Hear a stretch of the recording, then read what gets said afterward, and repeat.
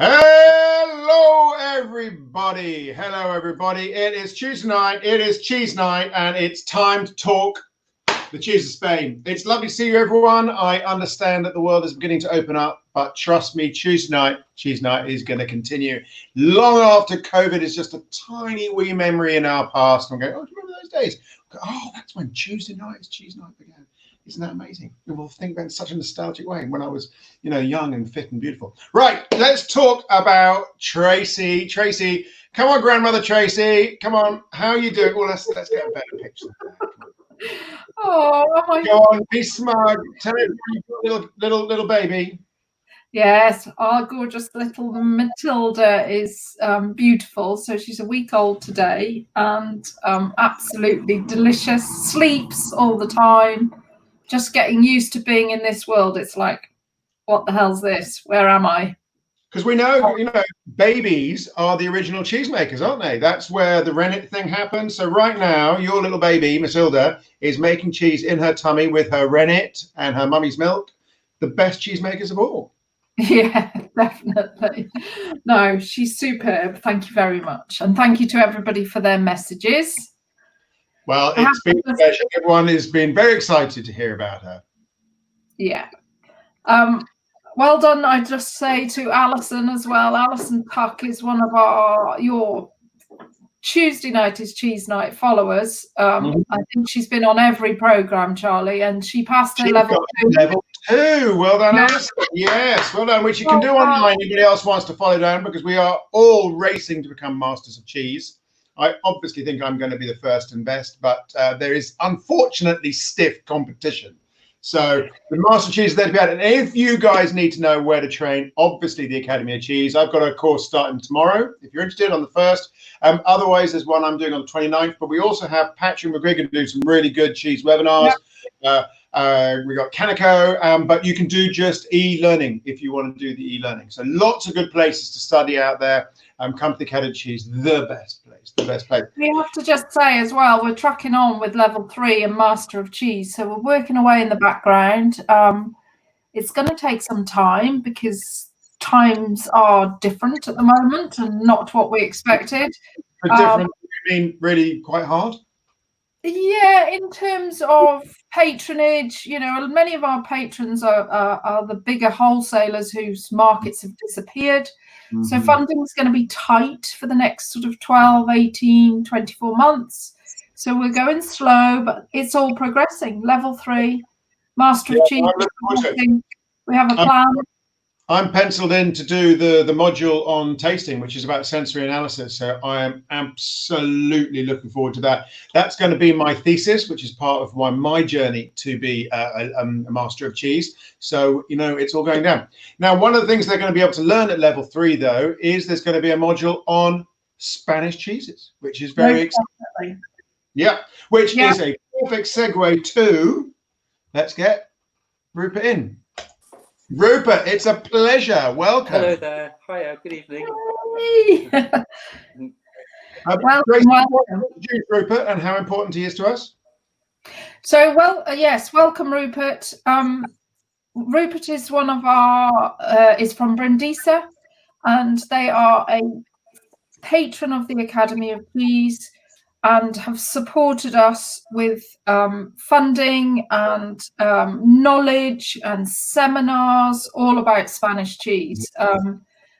We absolutely adore Rupert and Monica. We adore Brindisa. When I had my delicatessen many, many years ago, Brindisa were one of my favoritist suppliers of Spanish choritos and olives and cheeses. And tonight you've got some amazing ones to taste. I'm going to duck out and leave you guys to it.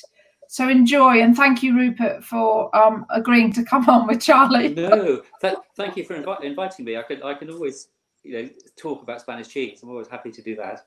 Definitely. Brilliant. All right. Well, welcome, Rupert, and goodbye, Tracy. Bye, all. Have a good evening. Bye. Right, Rupert. Let's get into this. Okay. So let's get some background. Brindisa, just in case there's people who don't know what you do and how you do it. You've got restaurants in London, but most importantly, you're a Spanish importer.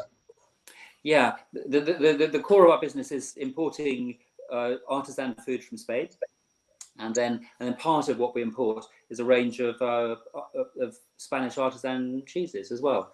But we also do, like Spanish hams, Iberico hams, olive oils, honeys, pine nuts, one of my favourites, saffron. Yeah, your kitchen must be a heaven. Thank you. We've been eating very well recently. Yes. Yeah.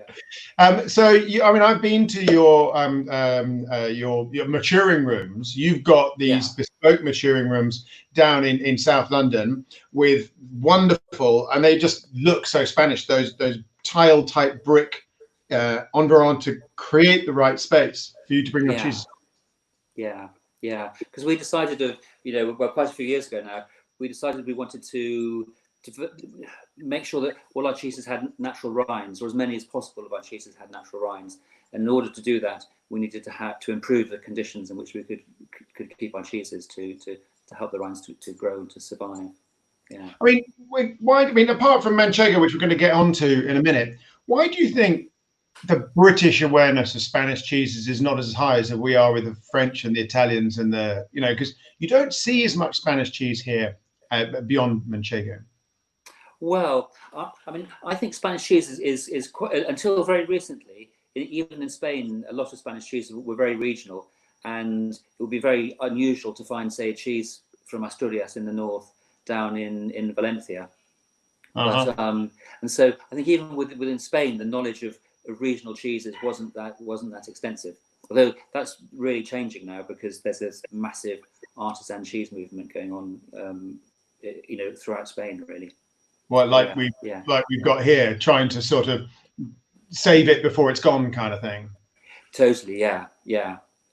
There's a whole series of people kind of moved back left the cities, basically, moved back into the countryside, and started reviving traditional recipes, and working with rare breeds as well. I wouldn't surprise me if we don't get another wave after COVID, particularly in the UK, of people going, I am done with the cities. That I do not want to be stuck in this flat all over again for any number of months. If I'm putting the quality of life now before the quality of my wallet. Yes, I'm very tempted as well. I often daydream about some goats somewhere up in the mountains. It seems quite appealing. That's a good question. Where would you go? Me, I'd like. There's a mountain range in Rioja that I really like the sound of. It's because it's still quite close to the north coast of Spain, so you get a nice bit of rain there, so it's relatively green, and similar greenness to the UK perhaps. And but then you're right next to Rioja, which is always good. And I'm attraction myself, but I'm going to take your word for that one. No, I used to read a lot of Hemingway, and there are some stories of him fishing up against the south edge of the Pyrenees, sort of trout streams and amazing wines and that kind of thing, and with a nice combination, a little bit of mountain air, but hot as well. So I have to say, I'm going there when it all goes pear-shaped. I'm coming with you. I'll be a bit north. Yeah, right. No, totally. You've got 3 cheeses for us. Guide us through. Where are you going to start? Well, let's start. We've got the first cheese is this one, which is San Mor, which is the Moluengo, which I've cut in half.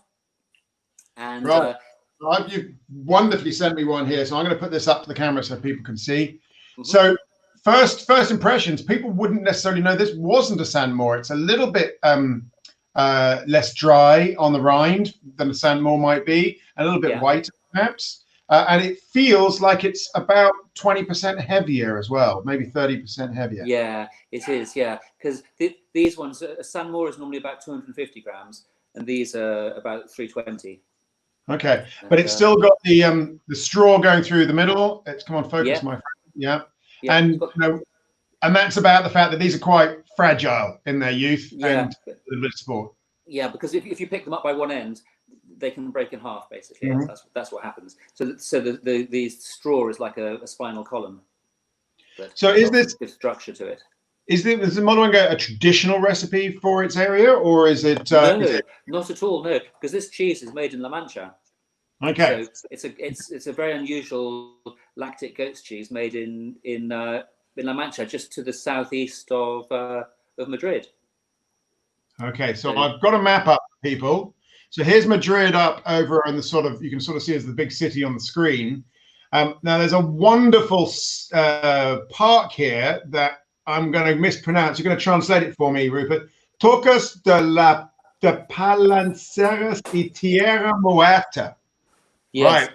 I mean, no. It says something. It's something to do with the lands of the dead, basically. I'm afraid I don't know it. I haven't been there, so I can't. Okay, well that's pretty cool. But I will I'll look it up on Google Images and see what's okay, what's going on. that is the La Mancha region, isn't it? No, this area down Cuenca, that kind of area. Yeah, no, it is. Yeah, just kind of south of Cuenca is the area of La Mancha. And that's where both our Manchego that we're going to try today comes from, and a little bit further to the east is where the Moluengo comes from. Okay, let's put that map away just for the moment, and let's. So what is the environment down there? I mean, well, that's one of the things that's right. Yeah, it's one of the things that's intrigued me about the Moluengo, because it's a cheese that's only been made, probably for the last 10 years, I think maximum of the last 10 years. And in a lot of Europe, the price of milk has been very low recently. So if a lot of producers of milk decided to go, a lot of farmers, goat farmers, decided to go into cheese production to get more value from what they were working with. And so Jose Luis, who makes Moluengo, taught himself to become a cheesemaker, and he decided to do a San Moor recipe, but to try to do it in a Spanish way. So he's using a different breed of goats, the Murciano Granadina goat, and he's also making it several hundred kilometers further south than where San Moor is made in France. So it's a more Mediterranean, it's a harsher climate. And also what Jose Luis does is he selects the goats which he milks. Well, from all of his goats, he milks all his goats every day, and part of that milk he sells off. But then he selects certain goats that are the healthiest goats, and when those goats are milked, he separates off that milk and reserves that for making the cheese with. Yeah, and so it's one of those things. The size of his dairy is. But basically, it's the converted garage on the side of his house, which he's just like cladded in plastic and put a massive refrigeration unit on it and turned it into a totally modern dairy. And, I was visiting a dairy in the north side of the Pyrenees, on the French side, in Larente, where one of the Osso areas. Yeah. And guy, what you just described is exactly the same as this guy. It basically was an old-fashioned cauldron, round cauldron, and in his converted garage, he had an open flame like a gas burner going under his cauldron. Oh, brilliant. Yeah. Full production. Spends his time basically on the hills looking after his animals. That's where he's at. Yeah. Comes back, makes cheesing, and does this guy mature his own cheeses on? I'm assuming that this is probably a 20-day cheese by the time he wants it out of his store. Yeah. I mean, the way we work it is because it takes about a week to travel from Spain to England. It leaves his dairy about 14 days and reaches us at about 21.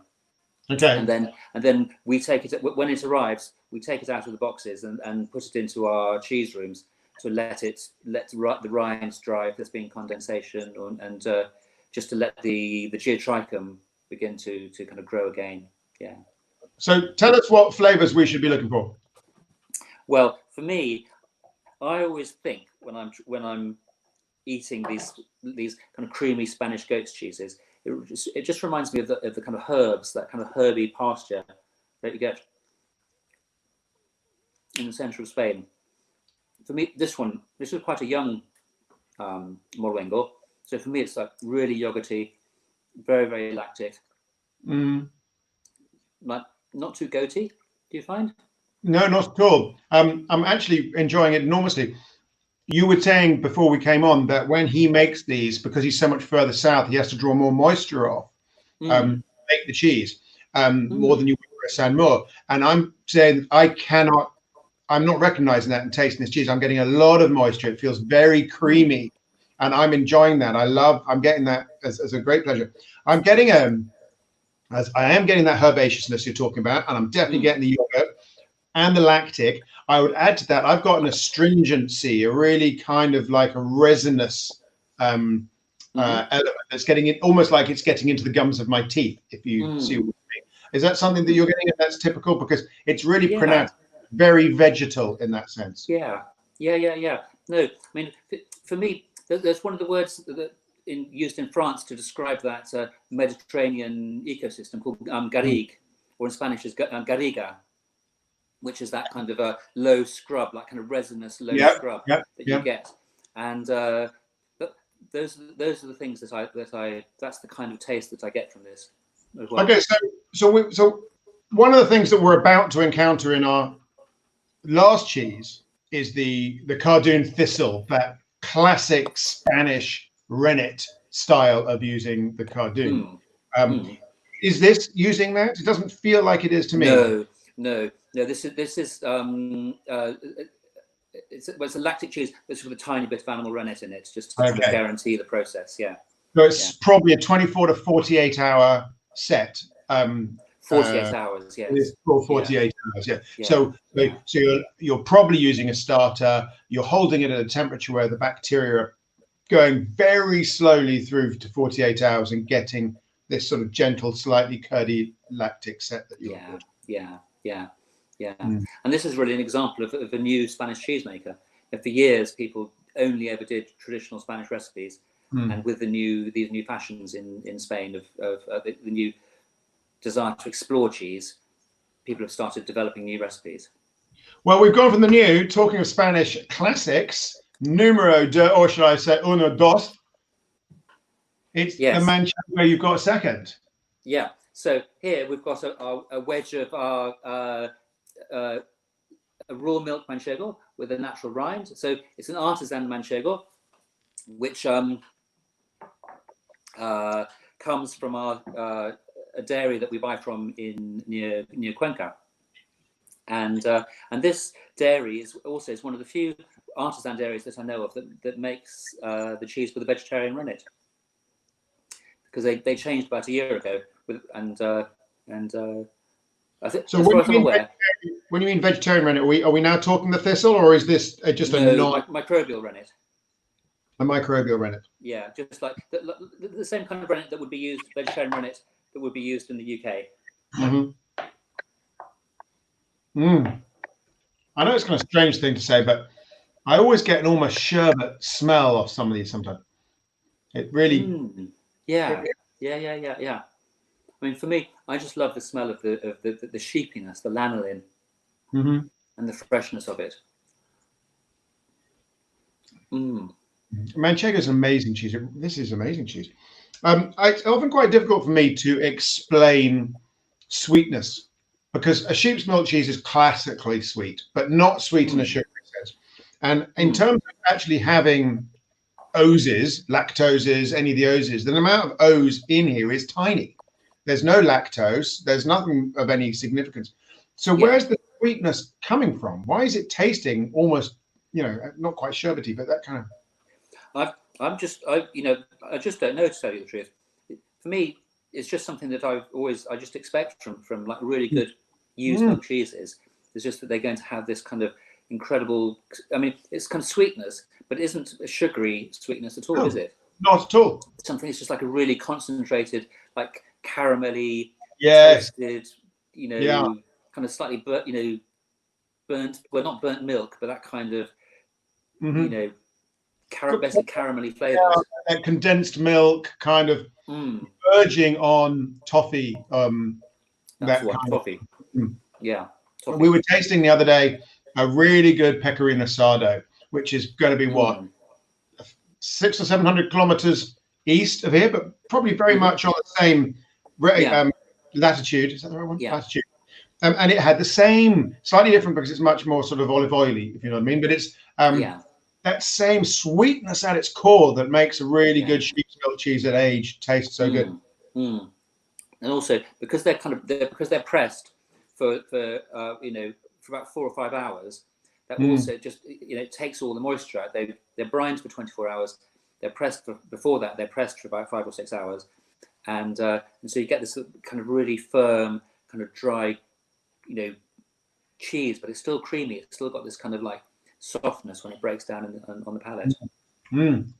And with these cheeses, I love the way if you put it in the top of your mouth and then just not so much chew it, but just swirl your moisture, your saliva into it and roll it across. It gets up this and very much sort of creamy kind of juice, the juice of cheese, and it really is delicious.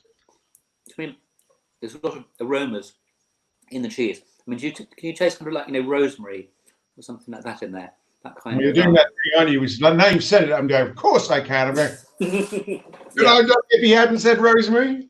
But I know what you mean. But it's not rosemary with the plant. There's no stem. There's no branch in the rosemary. It's just that high level oil of rosemary. If you see it. Yeah. And So it's almost, I was going to say it's almost like lardy as well, like the texture with the feeling of the cheese when it's warm on your fingers is something, there's something lardy about it as well. And you also get with these sheep's milk cheeses, and it's true of many sheep's milk cheeses from Spain, so when they become at age, particularly if they're warm, slightly oily, which is a bit like the lard you're talking about. And I always think that they have a sense of almost like a walnut oil element to them. That obviously not oil, but that oil begins to accumulate inside the cheese. So when you open it, it almost like it bleeds that oiliness. If you I mean, one of the things that I always pair with Spanish cheeses is olive oil. I always put like little bit of bread, olive oil on it, and then the Spanish cheese. I find olive oil just pairs amazingly for bringing out the flavors of the cheese.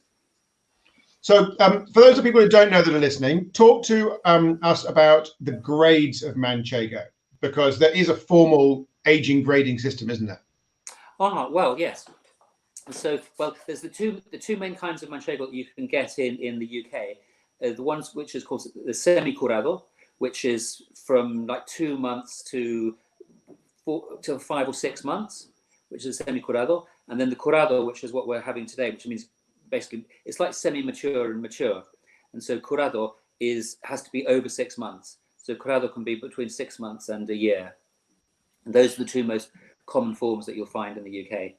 And then beyond that, there's like añejo, which is like between 1 and 2 years old. And then younger than that, below 2 months, you get a joven, which is a young cheese, which is a kind of white, more kind of slightly more rubbery, fresh cheese, really. Well, that's one of the interesting things about this cheese, because like we were doing a contrast with a crumbly cheese. It was Cheshire, as it happened, which is a cheese that starts off with an open texture where you can see holes between the curds, and as it ages, it becomes more cheddar-like, and the curd holes close up. But that's the opposite with a Manchego, isn't it? When you're young, the young cheese that you're talking about, there are no holes or gaps. And I'm going to put up the camera here. As it gets older, you get the appearance of these little caves that appear in the Manchego. Yeah, and that's part of the when you're taught how to cut a Manchego in Spain, they always say never to use the cheese wire, because as the wire comes down through the cheese, the paste blocks up the holes, and so you want to use a knife so you can see the distribution of the holes within the paste as well. So are the holes a sign of quality? Are they just inevitable? Can you learn? They're just a characteristic. Yes, they're characteristic. It's a sign that it's the Manchego. You might be buying another cheese, masquerading as a Manchego, perhaps. Masquerading. And before we move on, let's talk about this most distinctive tire track or tweed or herringbone. Yeah, I mean, originally, like in the Middle Ages, and probably from Roman times onwards, when people were making cheese, the mold of the cheese was made out of a woven belt, a belt which was woven out of grasses, and so the belt would be placed on a table with a ridge carved into the table that would hold the belt in place. Then you'd put the curds into the circle formed by the belt. And then there's a wooden, like a circular wooden board with this. If you look here, you can see the zigzagging mark, and that the wooden board originally has that zigzagging mark carved into it as well. And so nowadays all the molds are made from plastic. They're all kind of hygienic, modern molds. But they, as part of the sign of a Manchego cheese, is to have this design on the rind.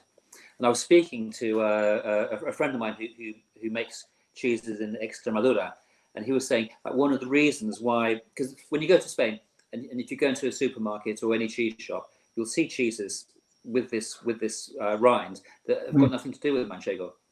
And so when people used to migrate with their sheep, across the central plains of Spain, in the summer months they'd go up into the mountains and meet up with other shepherds who come from other regions of Spain. And so while they were on the summer pastures, these shepherds would swap recipes and then go back to their own regions and use that same recipe in those areas, which is why you get these very similar looking cheeses across Spain, because the cheesemakers would learn how to make those cheeses up in the mountains in the summer and then go back to their regions and then spread the word. Well, it's interesting.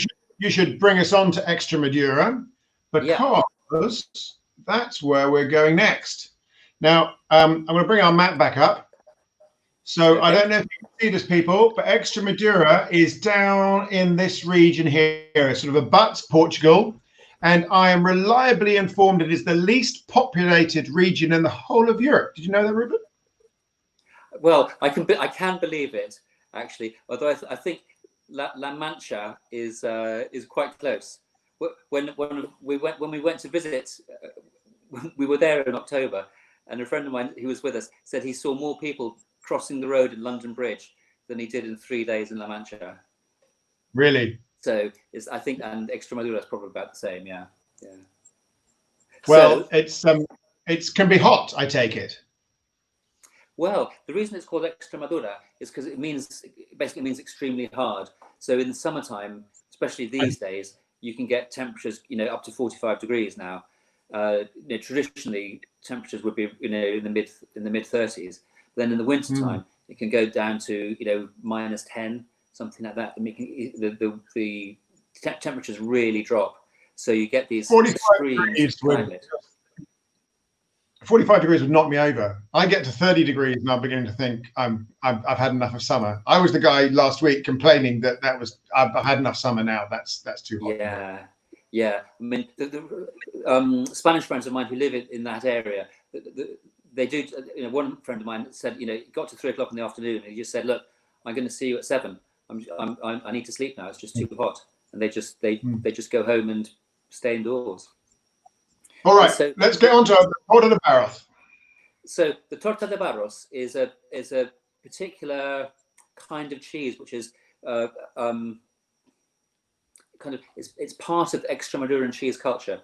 One of the things that's really unusual about this cheese is that it's made with a rennet which comes from the flower of thistles.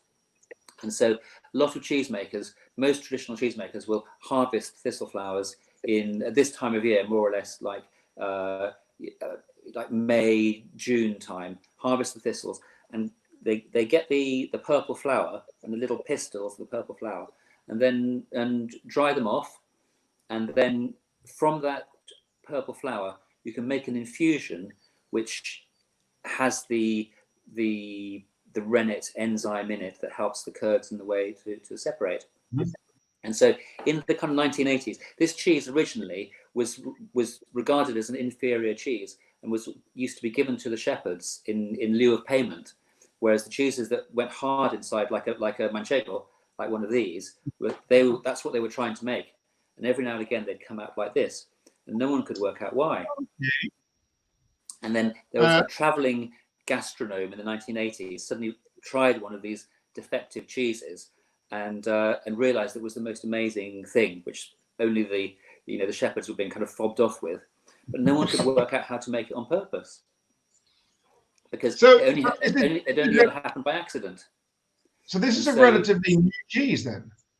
Its recognition is really new. Yeah, its recognition is in the last 30 years, since definitely in the last 30 years, and then it's really swept Spain as a kind of totally like fashionable, typically Spanish cheese, which has been rediscovered.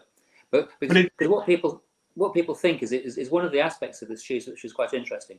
It comes from that part of Spain which used to be part of the kind of Moorish kingdoms. And the thing about this cheese is it's made with a vegetarian rennet, with a vegetable rennet.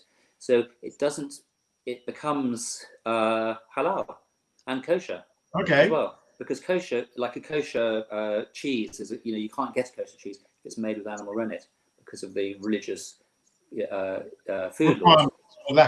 And so it's possible that this recipe actually dates from that period of in the Middle Ages. That's a really interesting take. So let me just wrap that up.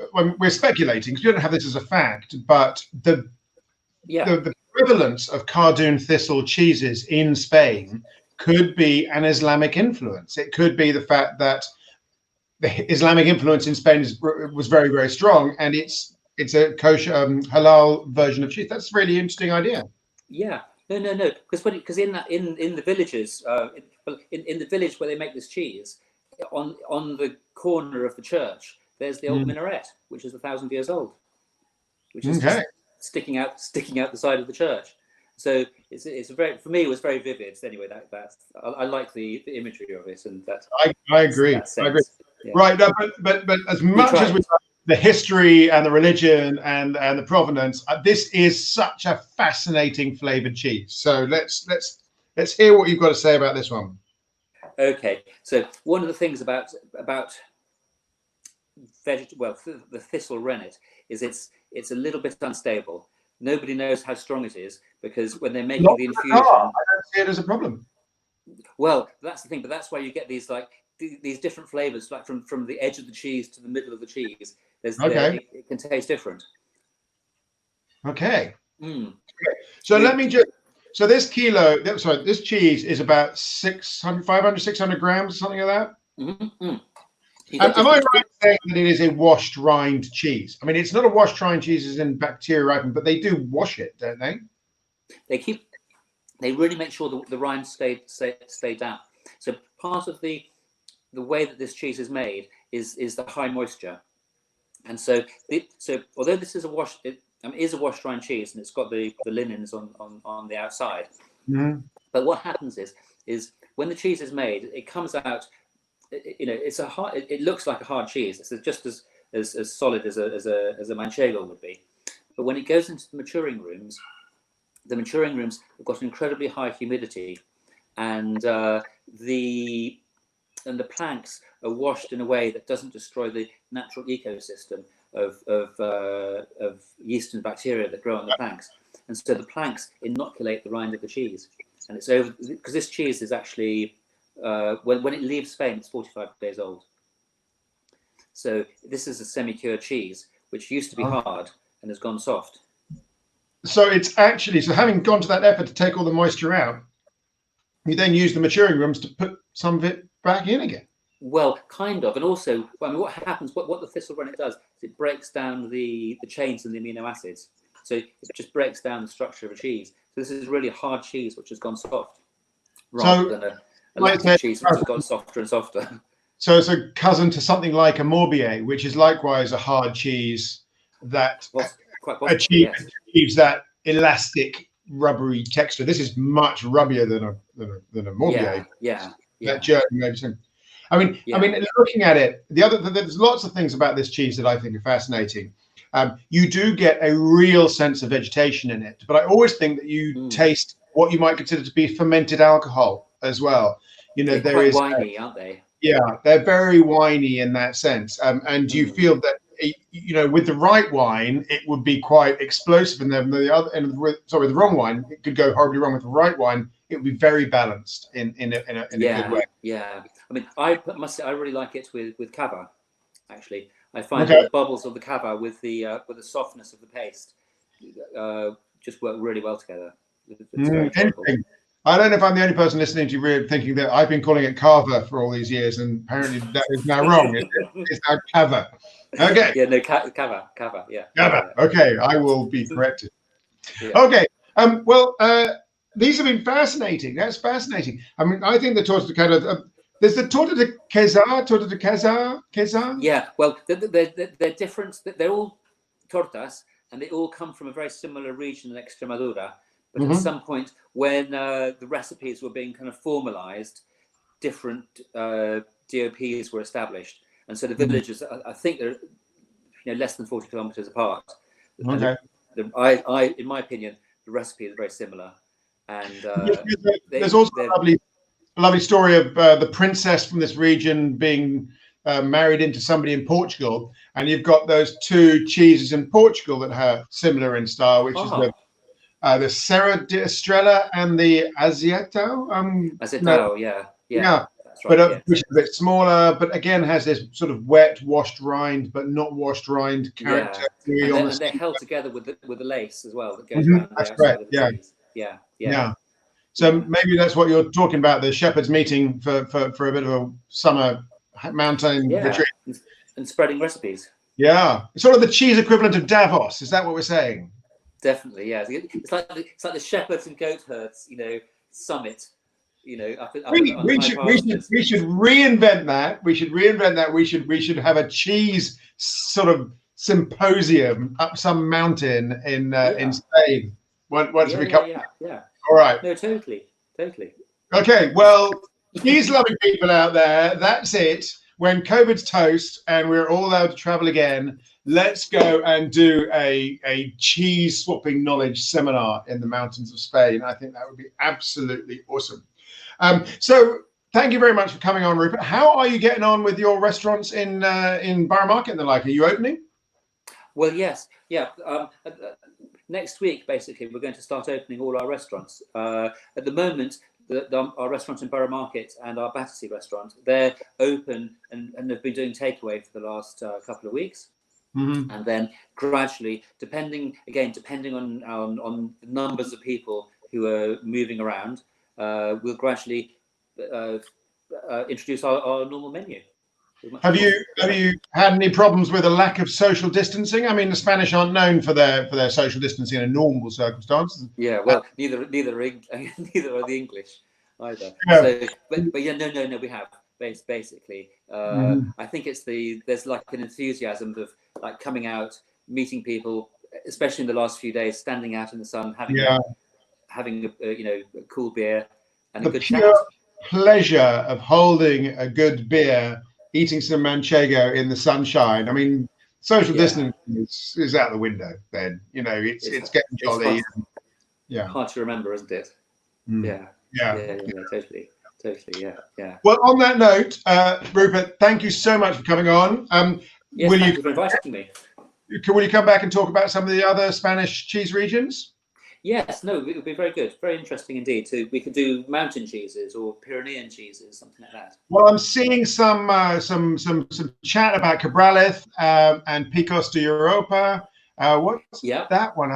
Queso de Flor de Goa. Do you deal with the Canary Island cheeses at all?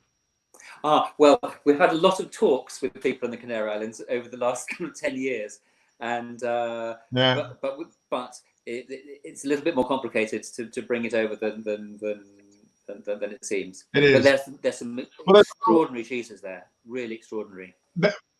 Awesome. I've tasted them. We did a fantastic, there was a World Cheese Awards there once, and I did a tour of some of the cheese makers. It's amazing to think of such a very tiny group of islands having such a deep cheese history. Yeah. No, totally. I mean, they're kind of like each valley has its own. If you imagine each island is basically a volcano with valleys, leading off down either side, and each valley has its own ecosystem and its own kind of recipe, really, for cheese.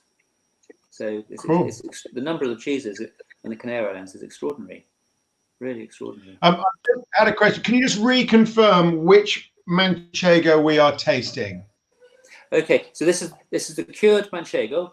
It's a raw milk cured Manchego from near Cuenca, and it's a dairy called Villarejo. Okay. Which is you think that's the name of the dairy. So because in La Mancha, I mean there are hundreds of dairies making Manchego cheese, and I suppose it's a question of finding one that you like that out of what's on offer. Well, sometimes it's a question of just avoiding the one you don't, because there's lots of good ones out there. Well, right, yes, I'm going to release you back into the wild. Thank you so much for coming on. Thank you very much. Everybody so it's been a lovely show, and we're going to bring more cheese to the UK. So thank you. Brilliant. Thank you very much then. Bye now. Bye-bye. Right. What a lovely man that is. I don't know if you know this, but Brindisa do a fantastic book. Here we go. The True Food of Spain. Really good. It's anything you want to know about Spanish stuff, it's in here. Woohoo. So recommended that. That tells you all about the Spanish cheeses as well. So who have we got next week? That's going to be rather embarrassing. I've completely forgotten. Never mind. I'll put it on the web. You guys can come on anyway, and we will talk awesome cheeses in an awesome way, as is our word. Tuesday night is cheese night. Just to put a little bit of something, we are going to be working with the Virtual Cheese Awards a little bit. They've got, they've taken the opportunity to, I don't know, get some attention back onto the small cheesemakers, and they're doing a really cool thing in July, which we'll be telling you more about. There's an opportunity for you to win. There's some cheeses that are going to be winning their awards, so stay tuned for that. Apart from that, sign up to the Academy of Cheese, come and do our courses, keep us in business, eat good cheese, drink good wine, and have a wonderful time. So lots of love from me, lots of love from them, and